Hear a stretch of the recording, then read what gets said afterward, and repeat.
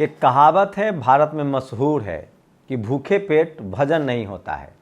ये मेरी कहावत नहीं है, ये हम बचपन से सुनते आए हैं। आज भी लोग कहते हैं कि भूखे पेट भजन नहीं होता, लेकिन ये अद्भुत देश है।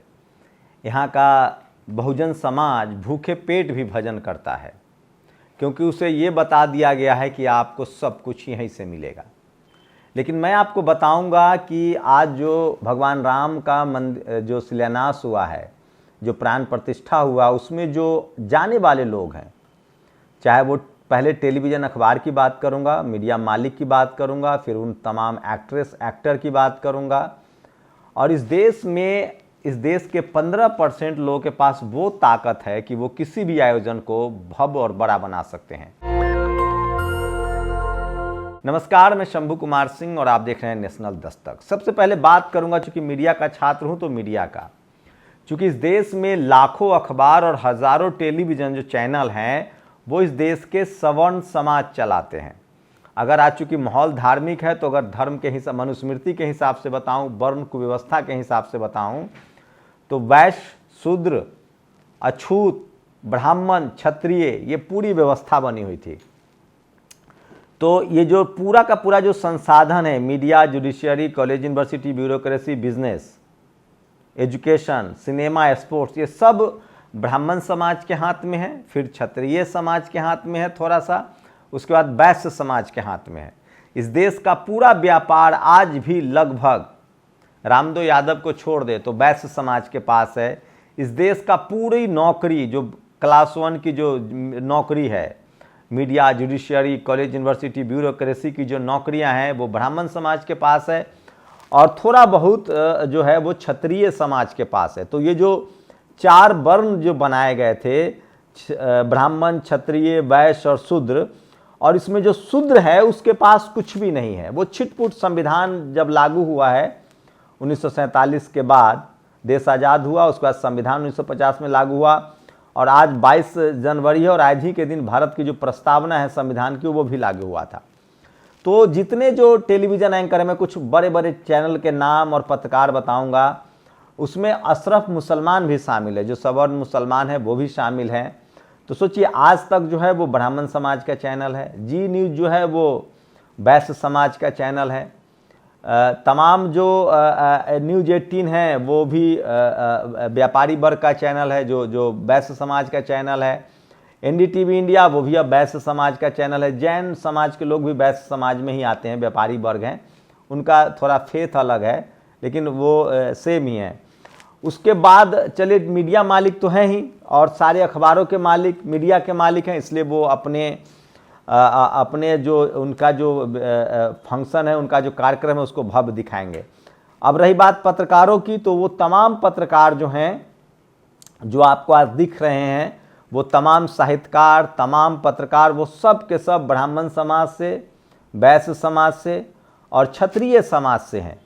चाहे फिल्म इंडस्ट्री से आप देख लीजिए, कंगना रनावत हो, या आपको बता दें कि वो तमाम विकी कौशल हो, या फिर रणबीर कपूर, ये सब ब्राह्मण समाज के, वैश्य समाज के, मतलब जनरल कैटेगरी के लोग हैं।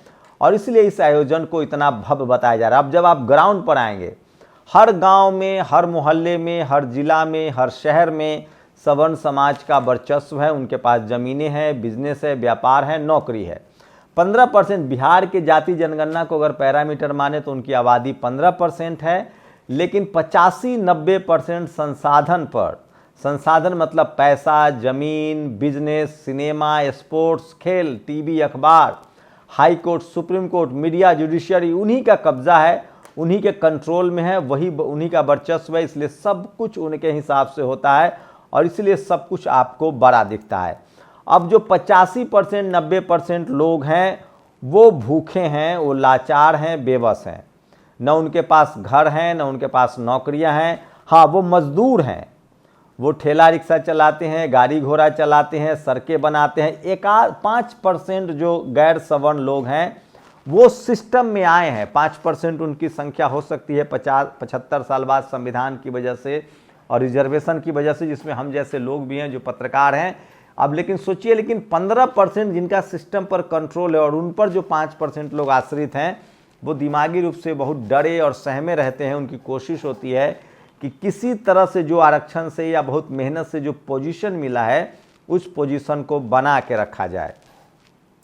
उसके बाद के जो बाकी लोग हैं उनको लगातार एजुकेशनली सोशली बहुत ज़्यादा उनको इस तरह के तकलीफ़ में रखी गई और इस तरह का भ्रामक प्रचार होता है कि वो अमीर हो जाएंगे, यहीं से मुक्ति का मार्ग है, इसलिए भूखे पेट वो भजन करते हैं। तो मैं ये सिर्फ भारत के समाज की सच्चाई बता रहा हूँ। अब भारत में धर्म एक बड़ा टूल है राजनीति का भी, वोट की राजनीति का भी। जब यहाँ की सत्ताएं थी, राजाओं का दौर था, तो भी धर्म के नाम पर सत्ताएं चली हैं। अब जबकि ऐसे बहुत सा भी राजा हुए जिन्होंने धर्म को आगे नहीं बढ़ाया और उन्होंने जनता का काम किया है। लोकतंत्र में इसलिए कहा गया था कि धर्म के आधार पर राजनीति नहीं होगी, जाति के आधार पर राजनीति नहीं होगी, लेकिन दोनों चीज़ पूरी तरह से अभी भी यथावत है। क्योंकि 2000 सालों का माइंडसेट है तो धीरे धीरे जाएगा, लेकिन जा भी रहा है।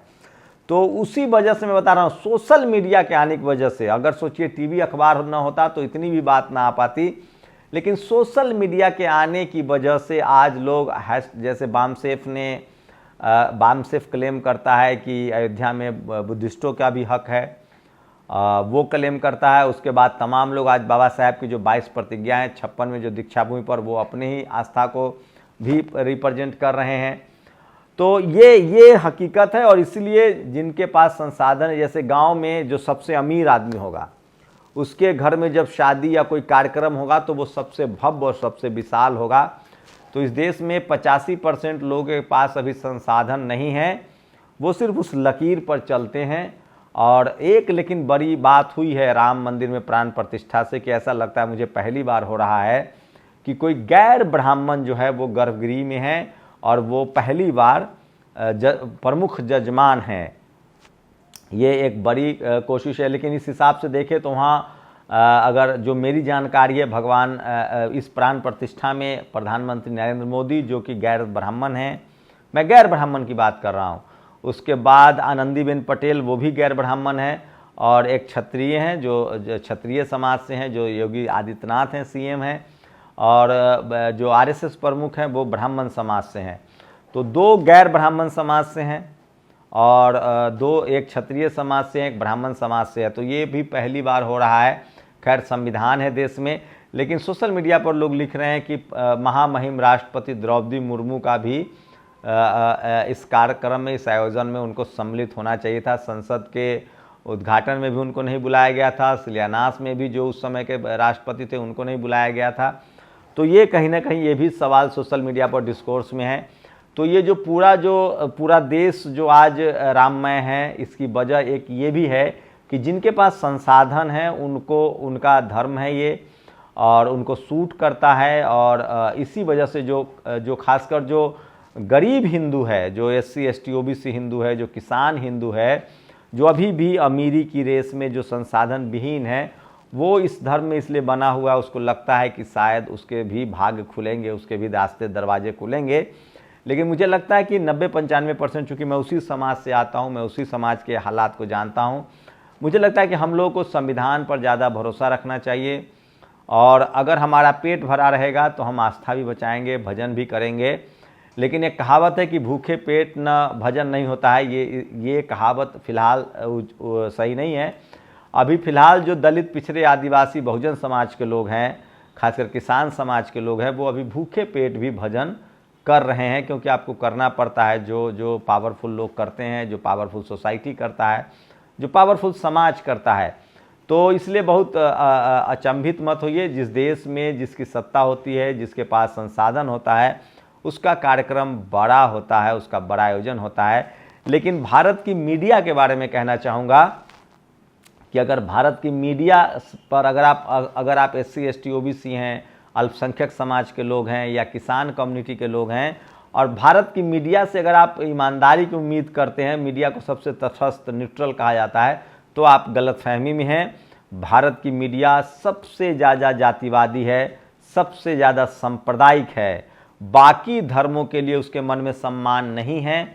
अगर ऐसा होता संवैधानिक रूप से, तो वो बाबा साहेब के जो दीक्षा भूमि है, जो 50 लाख लोग आते हैं, उसको भी दिखाते, वो इस्लाम धर्म के तमाम आयोजनों को दिखाता, बुद्धिस्टों के तमाम आयोजनों को दिखाता, जैन समाज के तमाम आयोजनों को दिखाता, क्रिश्चियन समाज के तमाम आयोजनों को दिखाता। तो जो इस देश में जिनका टीवी है, अखबार है और जिनका इस देश पर कंट्रोल है, वो ज़्यादातर जनरल कैटेगरी के लोग हैं और वो अपने धर्म को लेकर और अपने संवैधानिक अधिकारों को लेकर भी बहुत सजग है। इसलिए आपको लगता है कि उनका कार्यक्रम बहुत बड़ा है, लेकिन संख्या के लिहाज से कहेंगे तो उनकी आबादी 15% से ज़्यादा नहीं है। 85% वो लोग हैं जिनका धर्म तो ठीक एक है, लेकिन वो जातिगत रूप से शोषित वंचित समाज है, जिसकी हिस्सेदारी अभी media, judiciary, college, university, bureaucracy, business में नहीं है। लेकिन जैसे जैसे संविधान आगे बढ़ेगा, डेमोक्रेटिक सिस्टम अगर बचा रहा, लोकतंत्र बचा रहा, चुनाव की प्रक्रिया बची रही, ट्रांसपेरेंट हुई और स्कूल, एजुकेशन, अस्पताल पर अगर काम हुआ तो उनके अधिकार वो और जागरूक होंगे हमारी तरह। और अगर इन सब चीज़ों से उनको दूर किया, अगर एजुकेशन को और ख़राब कर दिया गया, जो कोशिश हो रही है न्यू एजुकेशन पॉलिसी के तहत, तो फिर वो और गरीब, लाचार और बेबस होते जाएंगे। आप लोग अपनी प्रतिक्रिया जरूर दीजिए। शुक्रिया। नेशनल दस्तक की आपसे गुजारिश है कि अगर इसको बचाना चाहते हैं तो नेशनल दस्तक को सब्सक्राइब करने के लिए रेड कलर के सब्सक्राइब बटन को दबाएं, फिर बेल आइकन की घंटी दबाएं। नेशनल दस्तक को बचाने के लिए बहुत जरूरी है कि हर खबर को शेयर करें, लाइक करें, कमेंट जरूर करें।